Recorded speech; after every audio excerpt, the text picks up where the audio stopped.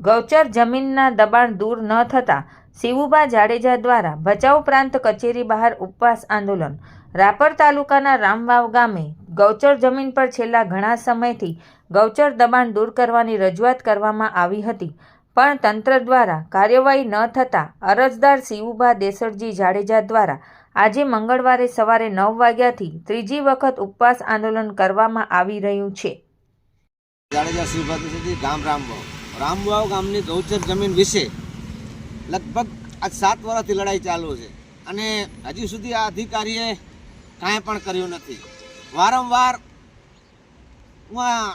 Notice દી આવે, 26-27 notice દીધી, જાહેર નોટિસ હું 4-5 દીધી, પણ હજી સુધી ખાલી કર્યો નથી। એટલે અધિકારીની પહેલી મેલી નીતિ બહુ છે, મોટી, અને અમુક ગામડામાં ધડાધડ ભગાવતા આવે તો રામવાવની તો મેં જાહેર કરી દીધી, 2 વાર માપણી સીટ કરાવેલ, માપણી થઈ ગઈ, અને ભુજ કલેક્ટર સાહેબે જે 22 જણા ઉપર લેન જમીન કરી હતી એમાંથી 2 જણાને ધરપકડ કરી હતી, અને એ ખોટો પંચનામો થયો છે, કેમ કે આ તો લાખ વર્ગવાળા માણસ છે અને અધિકારી અને રામવાવમાં કાંઈ પણ જડતો હશે એવો લાગી રહ્યો છે। અને હવે 966 આ 3 સરોવરમાં 600 એકર જમીનની હાઈકોર્ટનો ઓર્ડર મારા કણે હતો તો મારો માની ન રાખ્યો, પણ હું લોકોનો રહ્યો। હવે મારી માંગ એવી છે કે જે 22 જણા ઉપર લેન્ડ ગ્રેબિંગ થઈ એ જ્યાં સુધી જમીનનો પંચનામો તાત્કાલિક માપણી ન કરાવે એ લોકોની, મેં તો માપણી કરાવી લીધી છે, પણ ત્યાં સુધી જમીન વાવેતર કે કાંઈ કરવીની યથાવત રાખવી એ મારી માંગ છે। બીજી 966